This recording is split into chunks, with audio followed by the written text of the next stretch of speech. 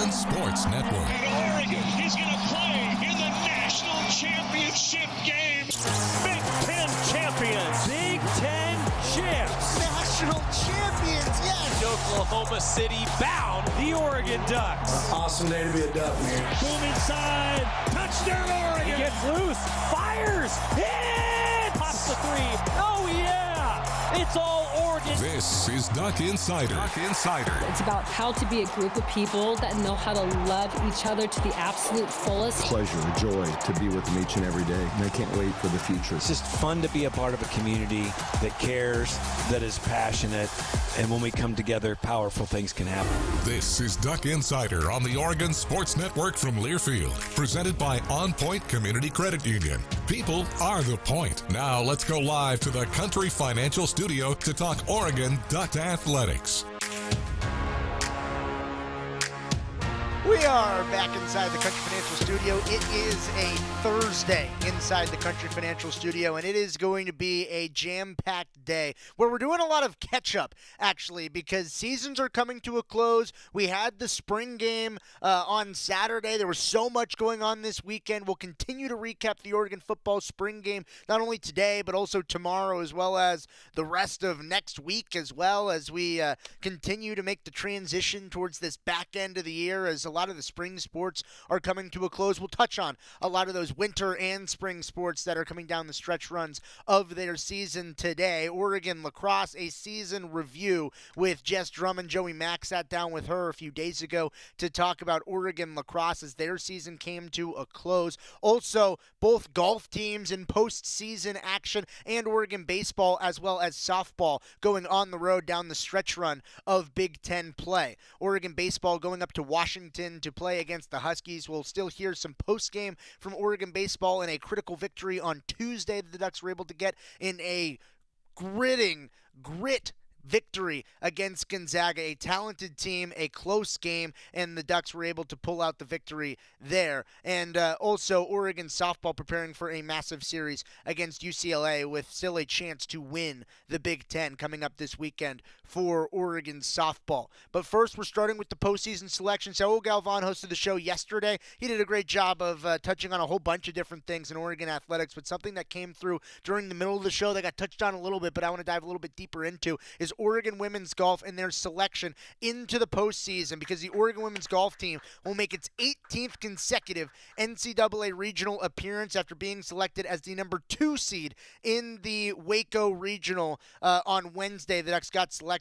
Oregon, who is number 8 in the national rankings, have received an NCAA regional every single year since 2008. The Ducks have reached a regional. This is the program's 30th NCAA regional appearance all time. Coach Radley said, it's always exciting to hear your name called during the selection show. We are thrilled to have the opportunity to head to Waco with a chance to compete for a spot at the NCAA championships. Our team has worked hard all season, and this selection is a reflection of the effort and focus they have put in since the start of the fall. I'm excited to see what they are able to do. That was what Coach Derek Radley said about the Oregon women's golf team. The 2026 Waco Regional will be held at the Ridgewood Country Club in Waco, Texas. It'll be hosted by Baylor on May 11th through 13th. Oregon is the number 2 seed in a 12-team field, and the top 5 teams after 3 rounds of stroke play will advance to the 2026 NCAA championships, which are, again, in Carlsbad, California on May 22nd through 27th. So you got to be a top 5 team in this field to advance. Oregon is looking to advance to the NCAA championships for the 5th year in a row. Oregon has advanced through stroke play and into match play in 3 of the last 4 years, including back-to-back trips to the national semifinals in each of the last 2 seasons. So the Ducks have been successful under Coach Radley throughout postseason play, and the Ducks will first have to navigate a field that the Ducks are the 2nd highest rated team in the Waco Regional. Texas A&M is the 4th ranked team in the country. They're the top seed. Oregon, the 2 seed, the 8th ranked team in the country. The 3rd ranked team is number 16, Tennessee. 21 SMU is in the field, and then Baylor, the host school, LSU, TCU, Tulsa, Colorado, Northern Arizona, Tarleton State, and Prairie View A&M are the 12 teams in the Waco Regional. The 11 teams that Oregon will go up against. The Ducks have to be in the top 5 in order to make it to the NCAA championships in Carlsbad coming up later in the month of May. And the Ducks carry a pretty stacked lineup into the regional round, into the postseason, because Oregon had 4 different golfers honored with Big Ten honors. The first of which, Kiara Romero, an all Big Ten first teamer. She is now one of 2 Ducks all time to earn first team all conference honors in 3 seasons in program history. The second 3-time all first team conference honoree in program history. She's the number 1 amateur in the world according to the golf rankings. She leads Oregon with a career best 69.37 scoring average and is on track to beat her own Oregon single season record with 2 wins this season to break the Oregon all-time record with 6 individual victories. She has that record with 6 individual victories. She has 18 par or better performances in 21 rounds this season, including 11 sub-70 rounds, and has placed in the top 3 in 6 of 8 tournaments as a junior, including 3 runner-up finishes. Kiara Romero,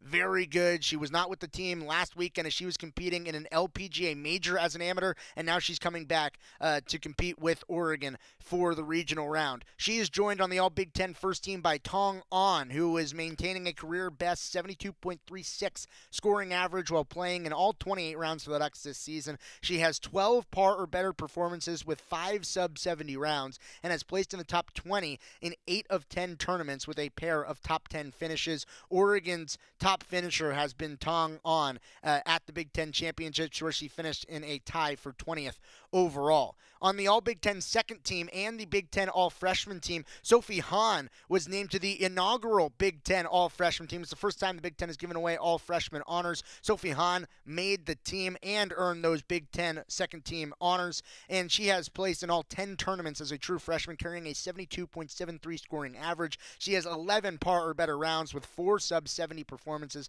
and 6 top 20 finishes with a pair of top 10 showings. And Oregon also had the Big Ten sportsmanship honoree, Dare Chung, who has a career best 73.04 scoring average in 24 rounds as a junior. She has 9 par or better performances with 3 sub-70 rounds, and she claimed her first career win in the fall at the Molly Collegiate Invitational. That's a bit of the lineup that Derek Radley's squad will carry in to the Waco Regional, the number 2 seed in the Waco Regional for Oregon women's golf as they traverse into postseason play. A team that has already concluded with their season, Oregon lacrosse, and the head coach was here just a few days ago. A conversation between Joey Mack and Jess Drummond coming up when we return after this on Duck Insider on the Oregon Sports Network from Learfield.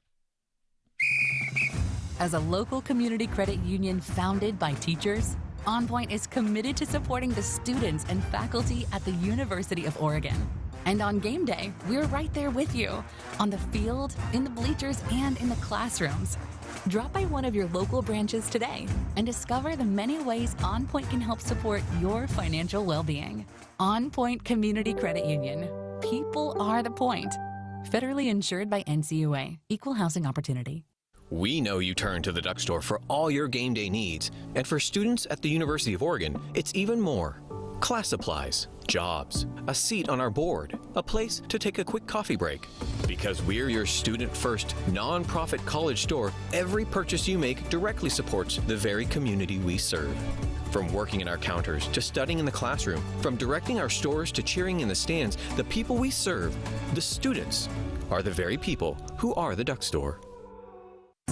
You're listening to Duck Insider. Duck Insider on the Oregon Sports Network from Learfield.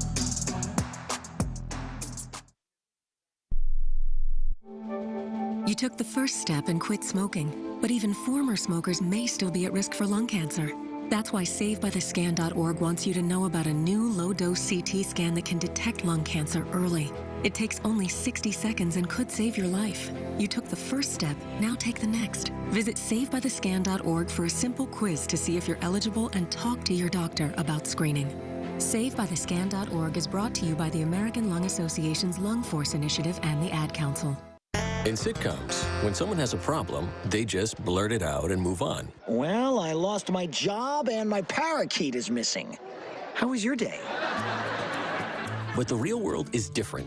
Managing life's challenges can be overwhelming. So, what do? We get support. The Huntsman Mental Health Institute and the Ad Council have mental health resources available for you at loveyourmindtoday.org. That's loveyourmindtoday.org. See how much further you can go when you take care of your mental health.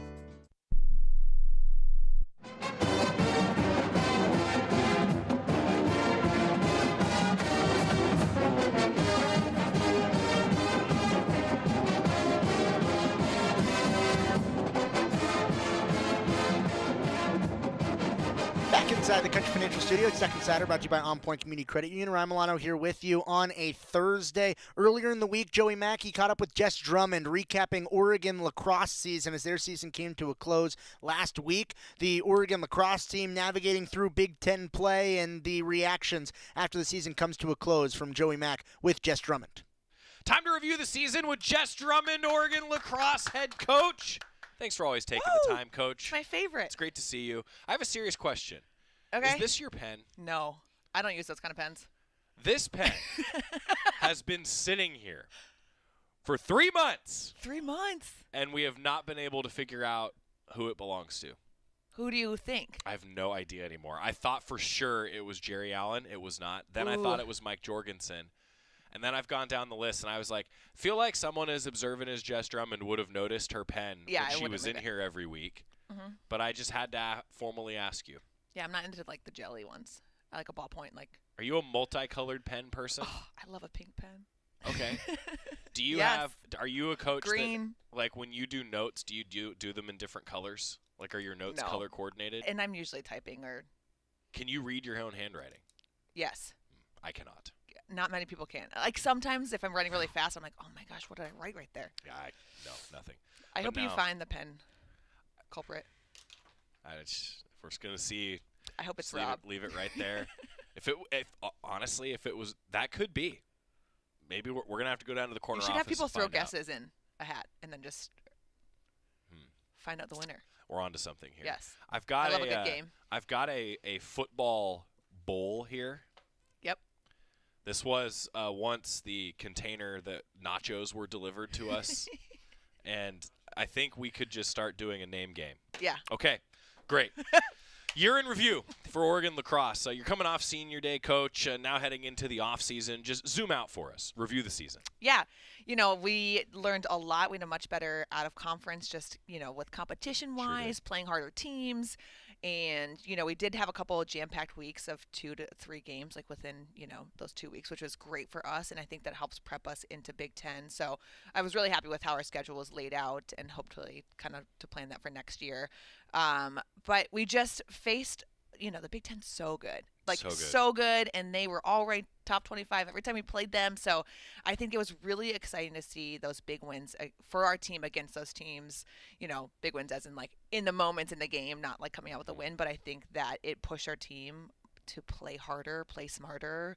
And so I'm just really proud of the growth we made in that sense. When you talk about the Big Ten, I mean, if you could just put it in context for fans from the coaching perspective, how good this conference is. Yeah, like insanely good. And, Northwestern had a couple losses, but then they ended up winning the Big Ten tournament, and Maryland was right there with them, and every game was a battle. That was a crazy game, by the way. Crazy game. Yeah. OT, like all of it was insane. That was the first OT game in Big Ten. Like that's how good they were. And, it's really awesome to see these teams come out and win. And Michigan has been like a team that's been rising. Rutgers has been a team that's been getting those wins against them. So, and Hopkins, I'm like naming all the Big Ten teams, but it's really awesome to see. And I'm inspired every time I watch them play of like, we are going to be that team one day. Well, and you talk about the growth in the competition level. You're seeing that competition level week in and week out, aren't you? Yes. Yeah, it makes a difference. To talk about some of your seniors, though. Yeah. Just the senior class. Oh I know it's a little bittersweet when you get to know. senior, and they got to do their own practice, as we've discussed. They love their senior practice. How was it? Silly, goofy, and fun. Always. It's good. Great. That's what it should be. It is, exactly. That's what it should be. There was a large conversation around what the senior practice would be because you did not get pranked on April Fool's Day. No. Did they? What did they do? Did they do anything to you? They dressed up. Yes, okay, they dressed up. Good, the seniors good. dressed up. So they did it right. They did it right. They did it right. And then they did it for pregame meal. They sat with senior table. Like each senior had their own table, and then the players dressed as that senior in like insane outfits. So that was pretty really great. fun. Yeah. That's pretty great. I know Senior Day, though, always is bittersweet, but what's this class meant to the program? Oh, my gosh. I tell them all the time, like, they have pushed the standard of how you show up in practice every single day. And, you know, they're leaving such a legacy on building a culture, loving the team, and, like, creating that family sense, and also really being the first group to, like, push this team to want to win and know that you can win. And, you know, with all of our Big Ten losses, we never stop believing, and that's a true testament to this senior class of, like, never give up on a fight. Well, and you touched on the growth in the non-conference part of your schedule. I mean, winning record in non-conference, right? Like, I know it's difficult to have that streak of losses, but then you think about the growth of the holistic review of the season. The seniors are a big part of that. Huge, huge, huge. And, you know, I'm so grateful for them. Like, they just always put in the work to how can we make this team better? How can we push this program forward? And that was just always in the front of their mind in everything that they did. And I just am so grateful for all they gave to this program. One individual in particular, second team all-conference, Anna Simmons. Woo! That's pretty cool. That's freaking awesome. Making history. You talk about the value of playing against the best. Yes. Well, she's one of the best, Yes, she is. Like, truly one of the best. And I'm so excited for whatever journey she has next for her. But, you know, we talk about if she's going to be that person that everyone compares himself to forever. Like, I've got a couple of sophomores of, like, I want to be Anna when Anna's gone. Like, I want to be the next Anna. I'm like, yeah, everyone should want to be the next Anna. Like, that is, it gives me goosebumps and chills of, like, just a well-rounded human being of knowing how to show up for practice, push herself to that next standard, and never settling for being the best. Like, she always wanted to be better than somebody else on that field. Well, in her career, she's all over the record book, right? Yeah. If you open up the Oregon lacrosse record book, there's going to be a lot of A. Simmons in there now, right? But I wanted to ask you just, like, what made her so special in her whole career? Like, you touched on it a bit there. Expand if you could. Yeah, she is like this warm light that will murder you. Like, at the same time, like, she just comes to practice and you're like, oh, Anna's here. And then she's going to get every ground ball. She's going to strip you of the ball. Like, she doesn't stop, and she just demands that, like, if she's going hard, you can't help but go harder than next to her. Like, she's going to make you play at your best level because she demands that out of herself every day. Her goal celebration is iconic. Yeah. So good. Yeah. Like, if you got some of those sophomores you're talking about, if they can get the celebration like Anna Simmons, you just see how fired up she is. I'm like, please don't break your stick. How often does that happen? Not often on a celebration. Yeah. I think maybe once. I think Lila did it once. Okay. But usually the handles break from contact. That makes more sense. Yes. But I had thought about that. Like, you know, when you spike the stick, okay. Like, those things are heavy duty now. Yes, they are. Yeah. Anna Simmons, though, and the seniors. Now, I should say, too, at the time of us having this conversation, you haven't done your team awards and barbecue yet. Right. That's still upcoming, right? Yes. Yep. So that'll be fun. We'll do that mid-May, give a couple of weeks of 8 hours. We're waiting for our awards to arrive, so the team all votes for MVP, offense, defense, hardest worker, and then we vote on our team winning value awards, and everyone gets those little chains at the end of the year. That's cool. Whoever wins. Yep. That's always, I know, a bittersweet kind of ending to the season. It is, but I look forward to it because I'm like, we started 8 hours, and the seniors aren't there, and I'm like, oh, I miss you guys so much, and that's like one last hoorah all together. That's true, you know, because it does change quickly, right? So fast. You 1 week off, and then we're right to 8 hours. Yeah. It does move quickly. I know you say you're in season, but the off season, there's so much. So much. And we go for such a long time. You know, some other teams are still playing with their conference tournament this weekend, and we get to be in 8 hours until June. So that's awesome. Well, to look ahead now as we continue with Jess Drummond, Oregon lacrosse head coach, the off season is always the time to evaluate any changes you're going to make moving forward as you evaluate the program. Super, you know, I love reevaluating. I love finding ways to push this program forward, and with that, I think we can be better on offense. So I'm going to take over the offense, and that's going to create some coaching changes on staff, but I'm super pumped, and I'm so excited to work with the offense. I'm fired up. I'm like already thinking of new plays, new drills, how we're going to make this team better. You just smiled as you said that. Like I'm like, yes. You're excited for it, right? Yes. I love Scout. I've talked about this multiple times with you. I love breaking down a defense. I love breaking down an offense. Like, how it's just that cat and mouse game, and I love a challenge. You are an X's and O's junkie. I kind of am. Like, I'm watching games, and I'm like, oh, like, look for that. Oh, that's how she's getting open. Or, like, you know, I'm just always thinking about that, and I think that's something I like to bring on game day of, like, how can we break this down? And you have to be so fast and quick to think of that stuff in the moment. Back to the multicolored pens. You're like the person, I'm not kidding, like the old school person that draws plays on a napkin, aren't you? Whatever's around me. See? I'm like, whatever's around, I'm like, write it up. I get it. Yep. I get it. Yes. Well, how about the roster then? You talk about 8 hours, so that means this is kind of the development time of year in the off season. It is. What's your roster outlook look like? Good. We've got 2 opening spots that we're going to look to fill with some transfers, so that portal opens in May. So we're really excited to kind of just pull in, maybe an attacker, middies, those positions. But we're returning a good amount of players, so I'm fired up. Like all of our offense returns. Our middies will probably need a couple from that with losing Anna as a big one, and defense. But we've got a really deep roster that I'm hoping that we can really develop in this off season. We talked throughout the year about shifts in who was playing based on injuries, attrition. It Yeah, happens. totally. Now as you head into the off season, to just break down the value of that, if you could. I mean, you've had a lot of student athletes that have competed against good teams. Right. And so right now we're doing a lot of just skill instruction, like breaking things down even further. And that's where, we're kind of recovering our bodies. We're not doing as much as, a lot of running, a lot of transition. It's more just breaking down the skill instructions of lacrosse of our game. And that's kind of the most fun part. And it's not as taxing. And so that's where you can really develop the players, and either people who are injured or not injured, like I can do that with anybody on the field. And then before you know it, you're going to be on the road recruiting again. Yeah. So soon. June. Yeah, very right quick. Right away. Very quick. Yeah. So you finish the academic year with that development part of the season. Then you're into recruiting. What's the rest of the offseason look like for you and the team?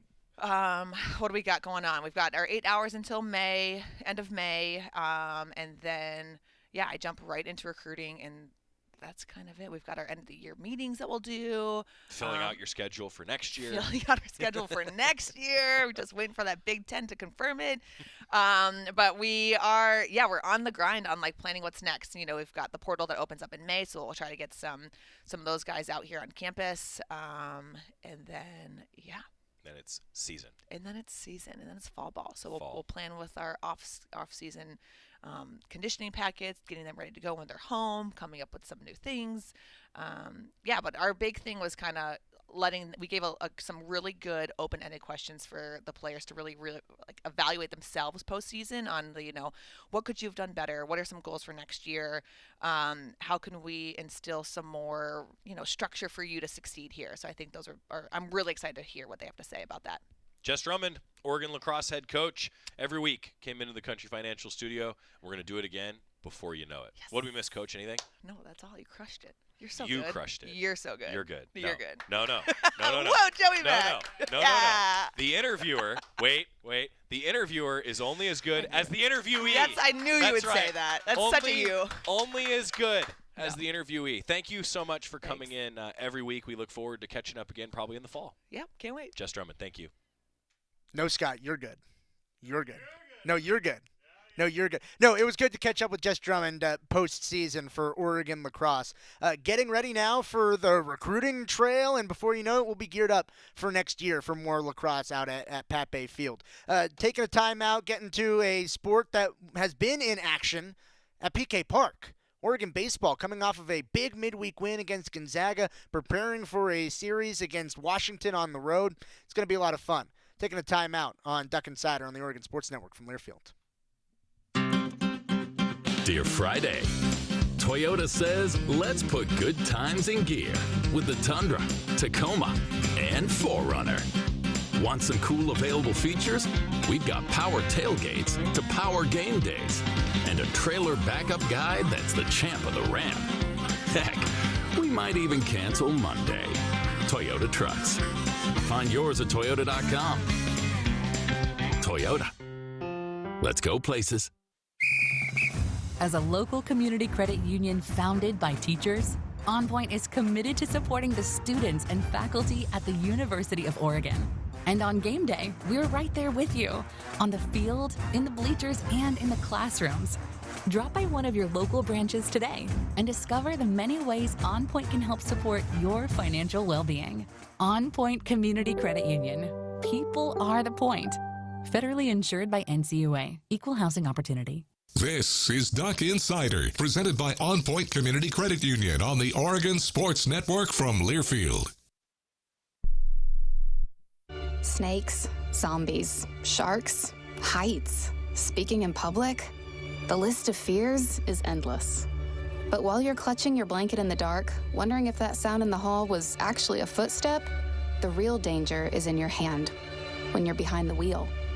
And while you might think a great white shark is scary, what's really terrifying and even deadly is distracted driving. Eyes forward, don't drive distracted. Brought to you by NHTSA and the Ad Council.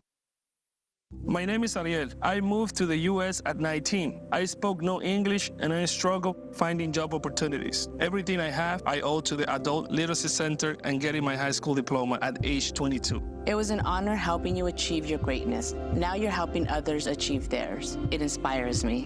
When you graduate, they graduate. Find free and supportive adult education centers near you at finishyourdiploma.org. Brought to you by Dollar General Literacy Foundation and the Ad Council.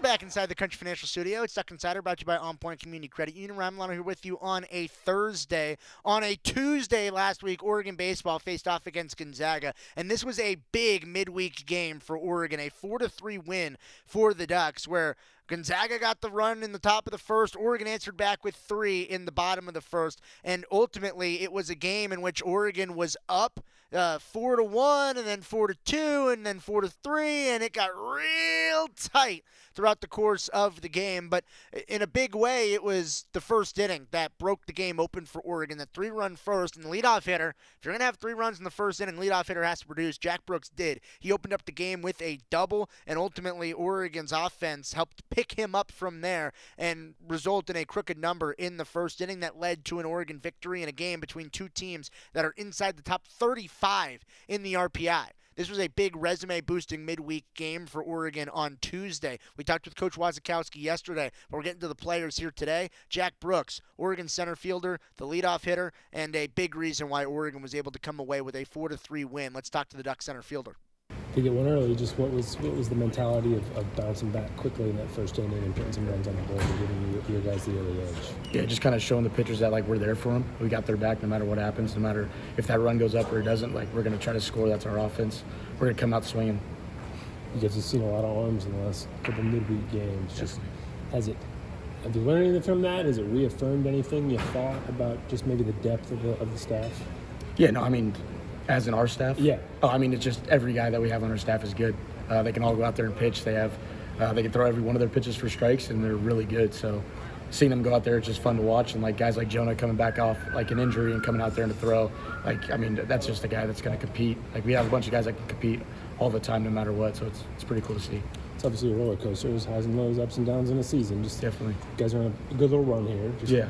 How do you embrace having some success while not getting ahead of yourselves as you move forward? Yeah, it's taking it one game at a time. That's all we talk about is today's our day, and if you can be 1% better today, it's going to lead to a win. So we just try to focus a day at a time. So tomorrow's going to be practice. We're going to focus on tomorrow, and then when we get to the weekend, we'll focus on Washington. But right now it was Gonzaga, and we did that, and we won. So that's kind of our mentality.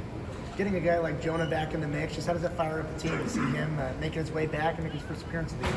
Yeah, it's a guy that, like, you didn't know if he was going to be able to come back and pitch, and he's resilient. He did it. He's back on the mound, and he absolutely shoved. So it's really cool to see. It fires everyone up because you're just happy for that guy to get his shot again, and he went out there and did his thing. For you, the extra base hit in the bottom of the first inning after they scored in the top of the first, just how important was it for you to sort of spark some offensive life in that bottom of the first inning? Yeah, I mean, it's just got to go do my job and get on base any way I can, and it ended up being a double, which was pretty cool. But it's just showing those guys that we care, and we're going to do whatever it takes to win.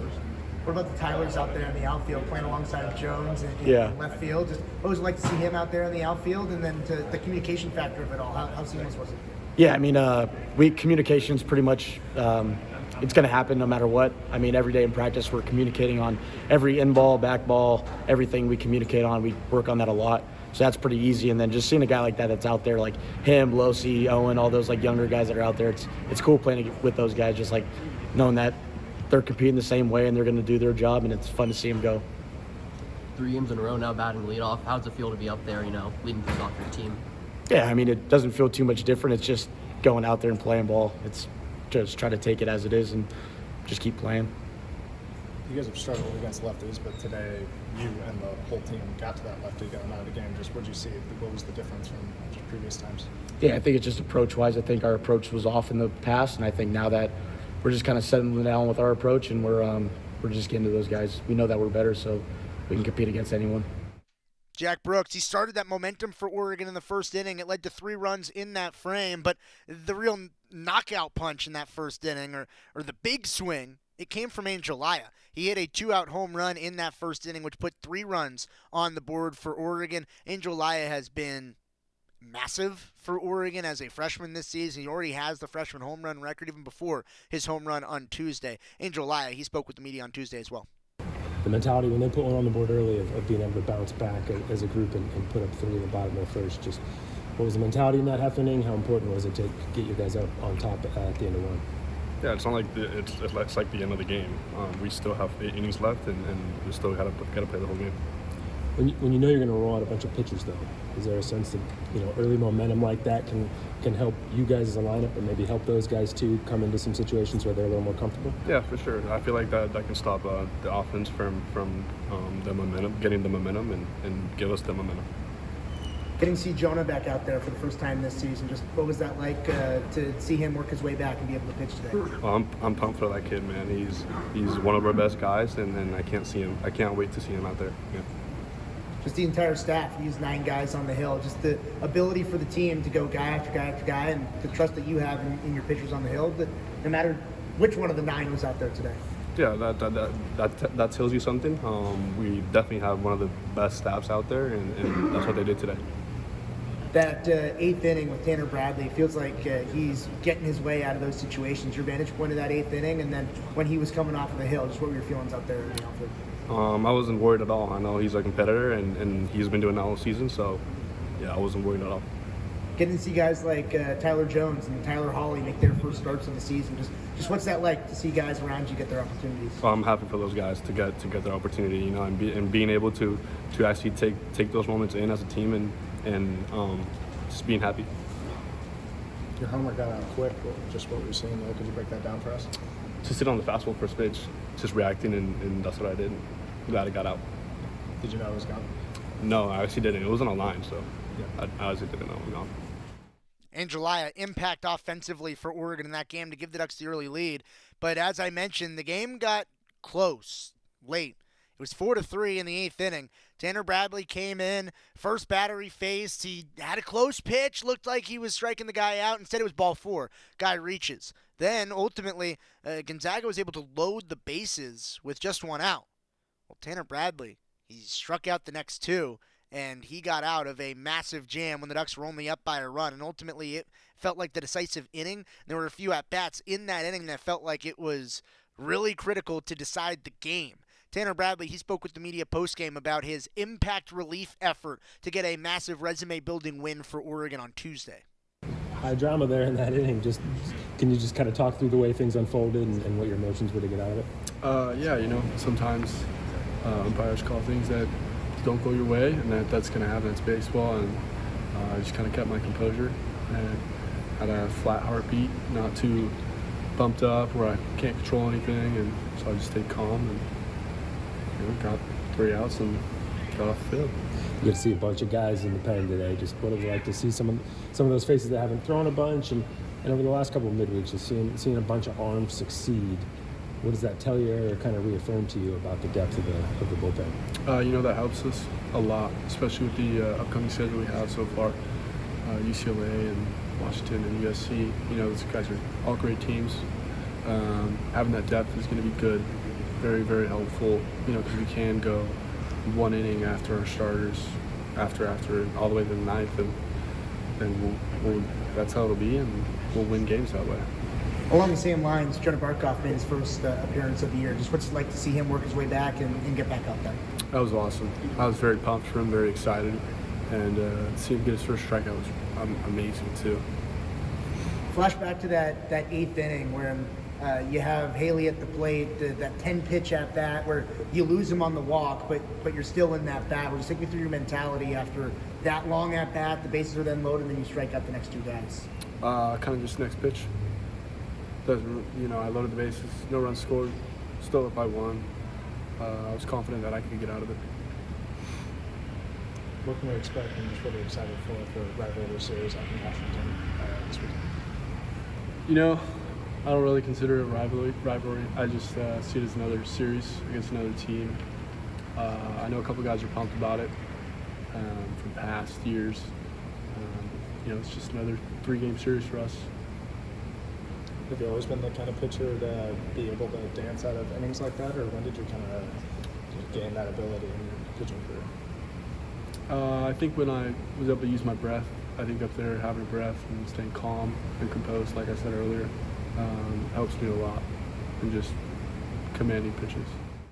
Tanner Bradley, he was big for Oregon in that midweek win, a 4-3 victory for Oregon against Gonzaga, a resume-boosting win. And Oregon, with a few series left in conference play, is now right on the cusp of potential hosting territory. And with Washington, USC, and UCLA, the 3 series coming up, Oregon has the potential to play their way into hosting postseason games at PK Park. But you got to take care of business, and it starts on the road this weekend against Washington. Joey Mack making the trip up. I'll hold down Duck Insider both today and tomorrow as Joey Mack makes the trip with Oregon baseball for that pivotal rivalry series against Washington. That's coming up this weekend. Oregon softball also against UCLA coming up this weekend. They have a chance to win the Big Ten as well, as it's only Nebraska, Oregon, and UCLA in contention to win the Big Ten regular season title. We'll focus a lot on softball and baseball on tomorrow's show. We're going to take a time out and flash back to football from Saturday. Hearing from the quarterbacks when we return after this on Duck Insider on the Oregon Sports Network from Learfield. As a local community credit union founded by teachers, OnPoint is committed to supporting the students and faculty at the University of Oregon. And on game day, we're right there with you, on the field, in the bleachers, and in the classrooms. Drop by one of your local branches today and discover the many ways OnPoint can help support your financial well-being. OnPoint Community Credit Union. People are the point. Federally insured by NCAA. Equal housing opportunity. When life blindsides you with an injury, you need a team that's tough. For over 30 years, Morgan & Morgan has been fighting for the people. This season, we're proud to partner with Oregon Athletics. Because whether it's on the field or in the courtroom, we're both determined to do what it takes to win. Morgan & Morgan, proud partner of Oregon Athletics. Injured? Dial Pound Law. Morgan & Morgan, 10150 Southwest 6th Avenue, Portland. Prior results do not guarantee a similar outcome. More Duck Insider coming up on the Oregon Sports Network from Learfield. Adoption of teens from foster care is a topic not enough people know about, and we're here to change that. I'm April Dinwiddie, host of the new podcast, Navigating Adoption, presented by Adopt US Kids. Each episode brings you compelling real-life adoption stories told by the families that live them with commentary from experts. Visit adoptuskids.org/podcast or subscribe to Navigating Adoption, presented by Adopt US Kids. Brought to you by the U.S. Department of Health and Human Services Administration for Children and Families and the Ad Council. My mom has taken up going to the park to practice yoga. My dad's going to a club, but not a book club, a salsa club. Finding new hobbies comes with age.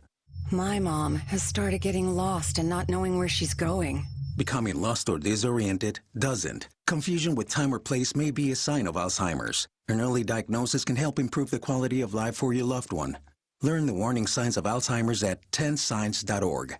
Brought to you by the Alzheimer's Association and the Ad Council.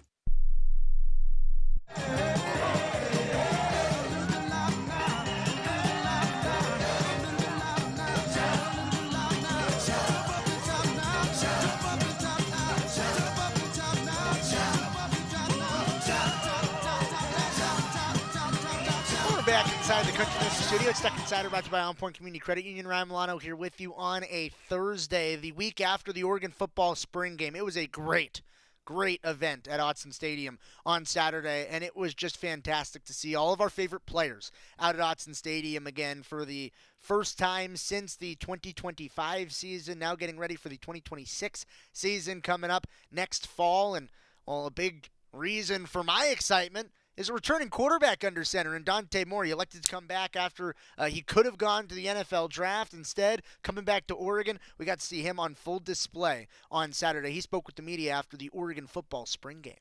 A lot of good stuff on the field, but the highlight from you seemed to come with your reaction to Malik getting drafted. Curious what that was like, experienced that, and kind of the joy you felt. Yeah. First, it's a blessing for all of the guys that got drafted. They worked their tails off and put so much into this program and, of course, deserve everything that comes with it. But, yeah, Malik, everybody knows how we were last year. That's like my best friend. He was someone that, just came in, didn't have the best spring ball, didn't have the best fall camp. But when it came season time, he showed up. He made a lot of great catches. And that's just someone that, traveled on vacations with, knew his family very well, was always at my house.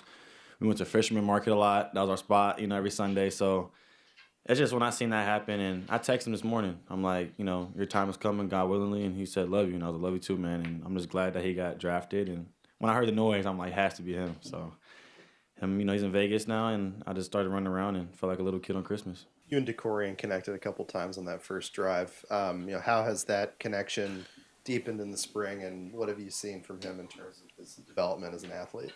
Just found out we're cousins. We're not. I'm just kidding. That's just that's just someone that has shown a lot his second spring ball. He's someone that, of course, came in first, didn't really know much. Just when the ball's in there, he went to go grab it. But now he's kind of coming and coaching me at practice now, and I feel like when I start to, we're on the same page, we're clicking, and of course when he's one-on-one, you got to give him a chance. So.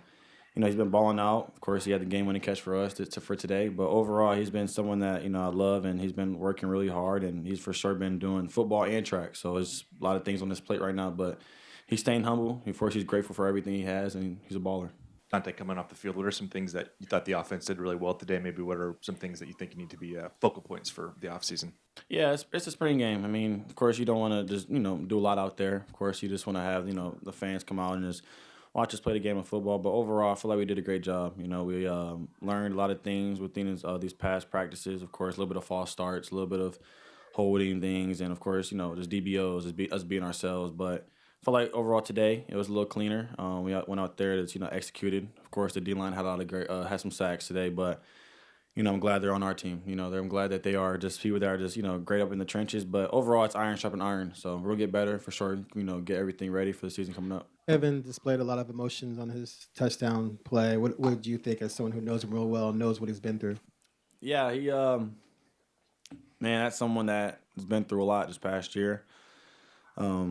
It's just today was his day for sure. The fans and everybody missed, how much impact he has on our team. And he came out there, of course, made his plays, even though he was on the opponent's side. But overall, I mean, just seeing him get in the box and score, and him make his catches, and him go out there and just have the smile that he had. And I'm just glad to see him back on the field. And his confidence for sure is coming back.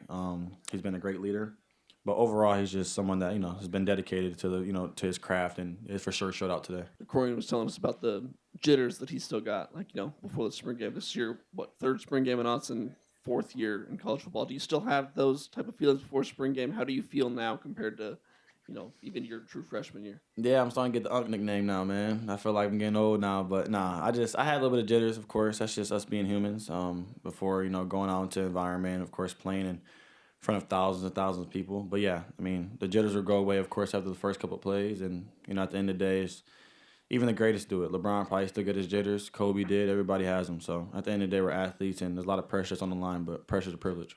Sort of a similar question to that, but what's it like going from your first spring here where people have expectations of you, you have expectations, but nobody really knows quite what it's going to be like to a point where you're comfortable enough to I'm just going to go dance in front of the student section. What's that growth, if that's growth, mean to you? Yeah, I mean, I kind of feel like as athletes, we get so much into our minds and mental that at the end of the day, I kind of just told everybody today, picture yourself when you was a kid playing in the backyard. You're just having fun. You're running around. You're having the joy. You're not thinking of everybody thinking when you make a mistake, how they want to think about it.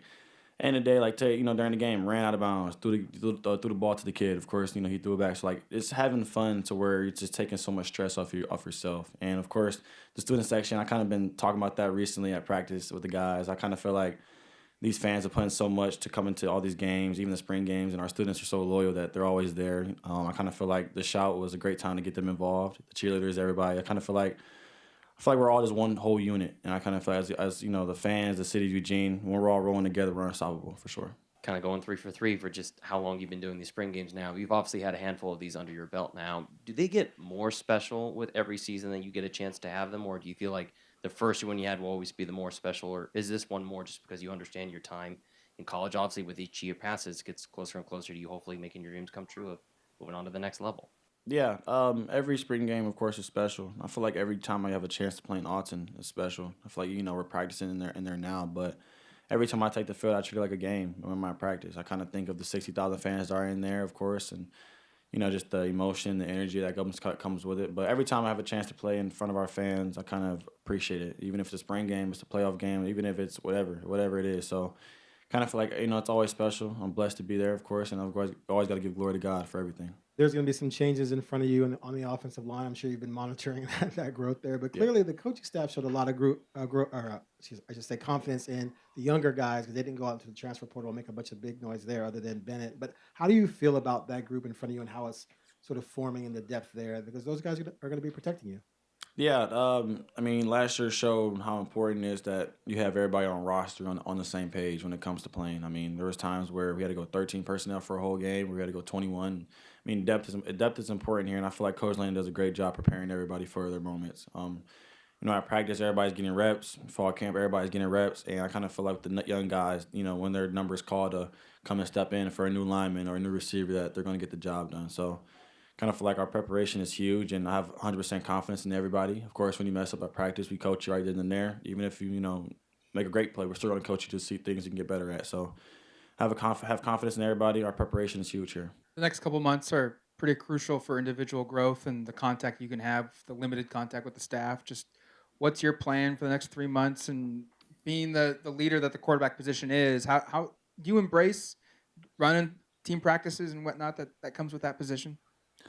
Yeah, spring ball is now officially over. We're going down into summer workouts. I'm going to be watching the film, of course, when he's, past practices. I'm going to be going through the install of the playbook, talking with Coach Maringer, seeing the things that we're great at, what we're bad at, just to work on. And kind of feel like, we have a lot of improvement as a whole, but it's going to be nice, so it's time for golf, too. So, I'm excited for that. Golf is going to be, for sure, something I'm going to be doing every day.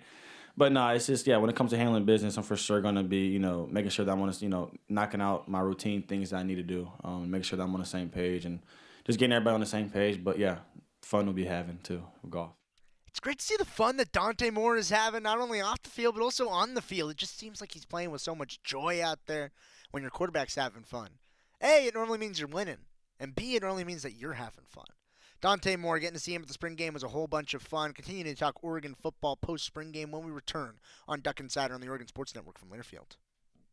At Shadow Hills Country Club, we're more than just an award-winning golf course and practice facility. Our events team offers all-inclusive event pricing that allows us to take care of all the details while you enjoy your event. Our indoor and outdoor venues offer you a wide variety of fully staffed options that put the focus on you. From weddings to business and social events, at Shadow Hills Country Club Events Center, you get the benefits of a resort atmosphere and amenities in a peaceful country setting, just minutes from downtown Eugene. Call for a tour today or visit shadowhillsevents.com.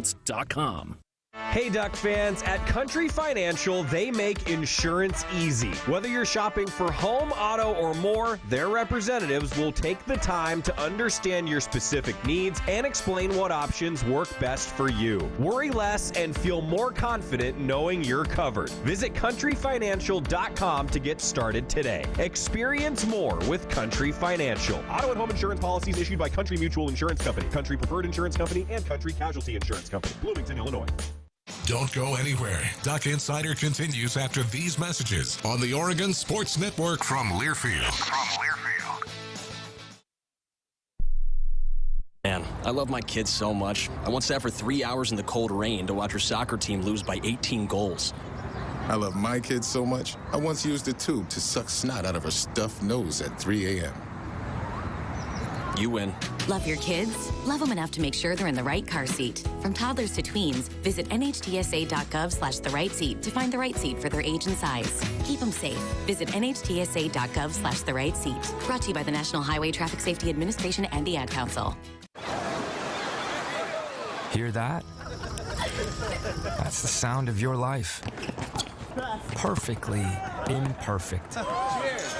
Beating in rhythm to the world you've created. But every time you drive after drinking, the music gets drowned out. Your life sounds pretty great. Don't let a buzz ruin it. Buzz driving is drunk driving. Don't drive buzzed. A message from NHTSA and the Ad Council.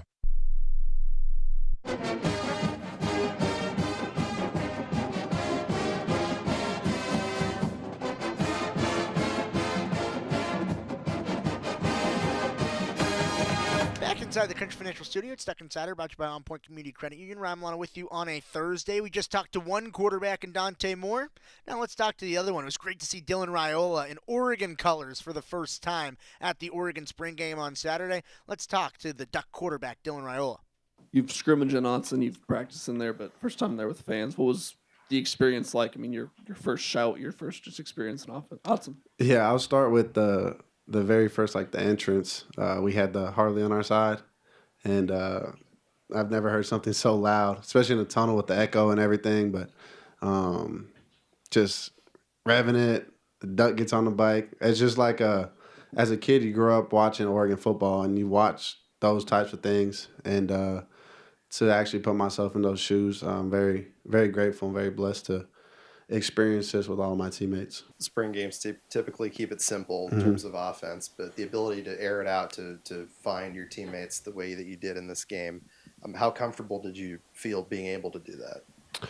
I felt comfortable. There's still room to grow, and when you have good receivers, fast receivers, it makes things a lot easier. And as quarterbacks, we just try to get the ball and distribute it and let them do the rest. Yeah, you layered that one to Eastu on the sideline. He takes it for the big touchdown. Just how have you felt the chemistry develop with him since you've been here? I felt it a lot. I told him on the sideline, he just came back from an injury, and myself, we did. And it was kind of cool to connect like that. And, just running down into the stadium, hearing everybody, cheer. I was very grateful and very emotional in the moment. Just everything that's happened since last November till now, God cannot put me in a better place, so I'm thankful. When spring ball started and thinking back to where the offense was then and to now, where do you feel like the growth has happened with the offense just collectively? Where are you pleased with the progress from spring ball? Yeah, the volume of offense that we have is tremendous, and I think Coach Lenning talks about having a loaded clip every game. And in order for us to be the team we want to be, we have to be able to manage and operate with those things. So I think from the quarterback room standpoint to the receivers to the tight ends and O-line, everyone as a collective group has done a great job of making sure that we're on the same page with checks and things like that. I'm curious if there's anything that stood out to you this spring that might have surprised you a little bit. Obviously you had some sort of expectation showing up in Eugene, but was there anything that stood out as like, oh, wow, I didn't expect that? I mean, the only thing that probably surprised me is the quarterback room. I thought, I was gonna walk into a very, very like serious room and guys are like on the edge all the time, but it's actually the opposite. It's a complete blast. We have our fun when it's necessary, but then when it's time to lock in, we can lock it in. So they're such a great group of guys to be around every day. Makes coming here a lot easier, being so far away from home. But yeah, the quarterback room has been tremendous, and I love each and every single one of them. Dylan, if you can describe what was going on through your head when you got that passing TD to Stewart, and especially your first time in a Duck uniform. Yeah, I couldn't believe it. I was just hoping it didn't blow it dead because I know Evan's not getting caught. So now when he was running down, I was running down. It's kind of surreal. I don't really remember what happened. I just remember getting the end zone and Evan was excited. All the guys were excited, and you could just see the connection of our team, here and there. But it was good to see in front of all our fans, it all to come together. Next couple of months are pretty big individual months with limited contact with the staff that you can have. What's just going to be your focus, and are you going to like the Peyton Manning camp, or what's just kind of the next couple of months for you individually? Yeah, I think these months are crucial. We have only 90 more days till the first game, so from here on out, everything that we do is going to impact not only this year but years to come. So taking the initiative to continue to get healthy, continue to get stronger, continue to get faster, and then keep the football sharp making sure that everything we learned this past month in spring ball doesn't just go down the toilet, but that we refine our tools and we keep it pushing. In terms of picking up this offense and mastering this offense, how close are you to being where you want to be? Obviously, I'm not expecting you to be 100%, but from what you've learned this spring and now having a chance to put it on tape and operate the offense, how close are you to be where you want to be? I would probably say 3/4 maybe. I think there's constantly there's a lot to learn always. And I mean, every day you come into the quarterback room, you learn something new, whether it's from Brock, Dante, KJ, Mark, Ryder. I mean, there's constant growth happening, and that's the beauty about this place, is there's constant growth, and you're never going to be allowed to just satisfy and be okay where you're at. So in order to get where we want to go, we got to keep pushing, and our team's willing to do that, and very excited. Great to see and continuing to get to know Dylan Raiola, one of the newer guys on campus, the transfer in at the quarterback position, and him and Dante Moore working together in what has been a jovial quarterback room, but yet one that knows how to get serious and lock in. It's been cool to see that sort of development throughout the course of Dan Lanning and his tenure here at Oregon, and now with this specific quarterback room in particular. Also, talking about post-seasons, as we mentioned, Oregon women's golf in the regional round. Well, Oregon men's golf, they are at the Big Ten Championships this weekend. The men's golf team going up to Portland to play at Pumpkin Ridge for the Big Ten Golf Championships. The Ducks will compete in 54 holes, with 18 holes scheduled for Friday, Saturday, and Sunday. You can watch Sunday's final round on the Big Ten Network. Oregon enters into the Big Ten Championships having recorded top 5 finishes in 6 consecutive conference tournaments. So the Ducks looking for another strong finish in the Big Ten. Oregon hoping for a strong showing to get a berth into the regional round for Oregon men's golf. The Ducks are looking for their first conference title since 2017. Oregon had a lot of success at the Big Ten Championships in their first year in the Big Ten. It was a 4th place finish for Oregon in the Big Ten Championships last year, and an even stronger individual performance for a now former Duck in Grayson Leach, who finished in an individual runner-up performance in the Big Ten Championships last season. And now it's close to home. It's up at Pumpkin Ridge in Portland, so it's not that much of a travel for Oregon. A little bit of home course advantage. Let's see how Oregon is able to navigate around the Big Ten Championships this weekend. Bye, everybody. Go Ducks. When you're high, you feel different. You think different, you talk different, you draw different, you listen to music different, but you probably knew that. Problem is, you also drive different, and not in a good